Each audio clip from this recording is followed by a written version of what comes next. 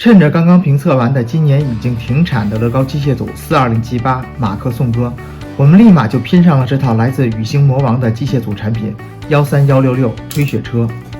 大家好，欢迎来到专家号。相信很多朋友已经很清楚，这是一套来自于42078原设计师 Milan 网名 Grove 的免费套内 mock 作品 mock 29800。它使用到了42078共2595个零件中的近1700个。绿色零件几乎都被舍弃，但功能上几乎没有损失。作者提供了 LDD 格式的模型原文件，以及一个长达2个小时的拼搭步骤视频。宇星的这套13166就是来自这个 mock， 但对一些细节做了一些调整，增加了贴纸。拼搭过程针对说明书部分并没有什么问题，但出现了一个缺件11孔的孔梁，我们只好用乐高的来代替。还出现了2个颜色错误的零件，不过这并没有影响拼搭。提供自封袋是宇星的老传统，必须好评。零件也有分袋，但会出现零件装错袋的情况，所以拼搭过半之后，我们索性直接将所有零件包全部拆散。金属银的零件几乎全部被更换成了镀铬的，但这其实并没有对原车的外观效果有太明显的提升，我认为可能还在一定程度上破坏了整体配色方案。但这些镀铬零件却是我们 mock 其他模型的好材料，而某些镀铬零件也存在着漆面残缺的情况。零件当然还是来自高专，我并不想过多的讨论零件手感与乐高之间的差别，因为我们已经评测过乐高机械组从1977年到2020年之间各时期的机械组产品，在40多年的时间里，乐高零件本身也发生着很大的变化。高专零件目前最大的一个问题在于栓，摩擦栓很紧很涩，与栓孔之间的结合非常费力，同时这也影响到了模型的拆解。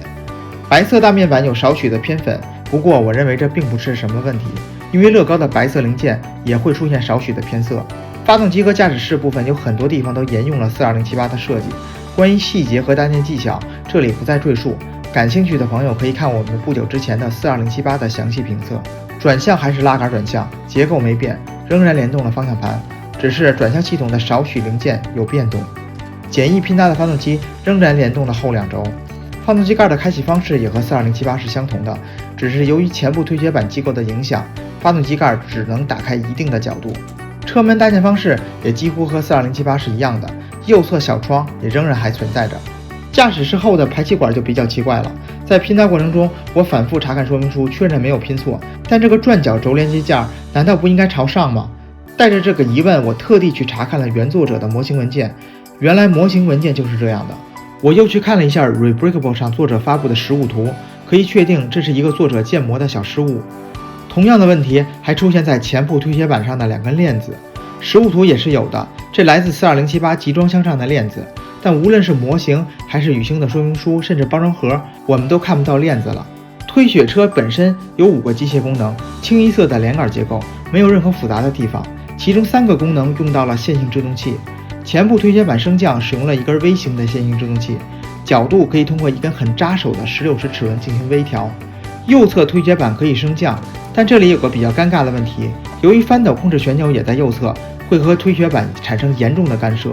我可以理解这是因为原 mock 就设计在了右侧，但将旋钮调整到或者增加左侧控制并不是一件难事。翻斗用了一根标准的线性制动器，由于操作不顺手，再加上纯手动的控制，这会让整个翻斗过程漫长且难受。而尾部则还有一个机构可以锁住尾板。最后一个功能藏于车轮处，推雪车的第2轴是从动轴，平时处于抬起状态，当载重加重或者需要增加附着力的时候，可以通过车尾2侧的一对旋钮来使其下降到地面上，这用到了另一根微型的线性制动器。宇星的这辆推雪车将原 mock 非常好的还原了出来，产品功能上没有任何问题。我从拼搭开始一直到把玩所有功能之后，却一直在思考着一个问题，那就是目前在2020年国产积木与乐高之间到底有什么差别。高专的零件手感确实与乐高目前最新的零件，甚至是10年前的，仍然有着很明显的差距。摩擦栓这个问题，我们特地用40年前的乐高机械组摩擦栓反复与高专孔梁相结合，没有任何不畅的感觉。我们分析问题还是出在高专摩擦栓的边缘卡扣部分。但我想强调的是，零件手感、偏色都不是大问题，我们看到的问题则主要来自于做产品的态度。13166这套推雪车是一套免费的 mock，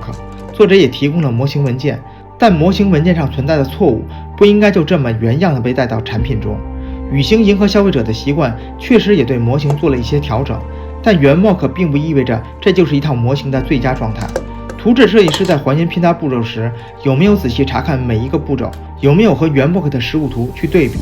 内部实物模型搭建完成之后，有没有真正的站在用户的角度去对每一个功能进行操作和体验？而说明书的印刷其实很棒，但一套1600多个零件的产品依然没有提供零件表，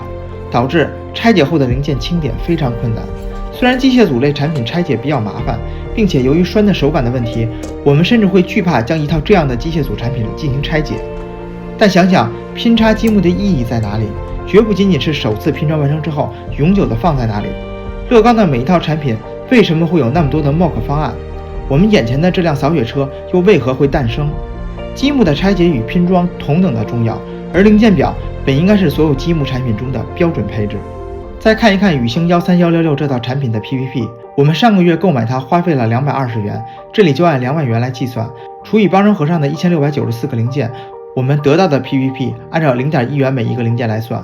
我们评测所用到的42078花费了800元，除以2595个零件，得到的 PPP 按 0.3 元每一个零件来算。这里也可以看到乐高促销的价格也仍然具备3倍于国产积木的议价能力。我们这里不去讨论42078停产之后的价格上涨。同样的，我们也能看到国产积木也在寻求着突破，并渴望具备一定的品牌溢价。究竟是什么阻碍了国产积木具备溢价的可能呢？我认为不在于零件，随着时间的推移，我相信零件手感一定不再会是问题。当然，这里我们也并不想去高谈乐高从1949年生产自动结合积木以来，长达70多年的所谓的文化的沉淀。国产积木产品开发过程中的求大、求快、求全，这本身并不是问题。但问题是，诸如原始模型继承而来的错误、缺少零件表、缺件常态化以及无法愉快的补件这些基础的东西没有做好，其实本质上对于用户来说，品牌价值最大的吸引力也许就只剩下廉价感了。一个小小的旋钮的位置，一张简单到不能再简单的零件表，也许就代表了做产品的态度。如果带着这种态度，品牌售出的、用户购买到的，也许就不再是一套拼装完成之后就呆呆地放在某处，甚至是被丢入垃圾桶的模型，而是一套鲜活的、具有无限可能的，甚至可以产生额外价值的伙伴。另外，由衷的给宇星提一个小建议，出品 mock 模型非常好，但如果能提供一套可以补足乐高42078全体零件的补充零件包，那就会更好了。我们并不是一定要去拼42078的主模式，而是可以去拼搭各种42078的其他套内 mock 方案。你最喜欢国产积木的哪些地方呢？你认为国产积木最大的硬伤又是什么呢？欢迎评论或私信告诉我们。如果你觉得我们的内容还不错，欢迎点赞、关注、评论、转发。这里是专家号，我们下一期再见，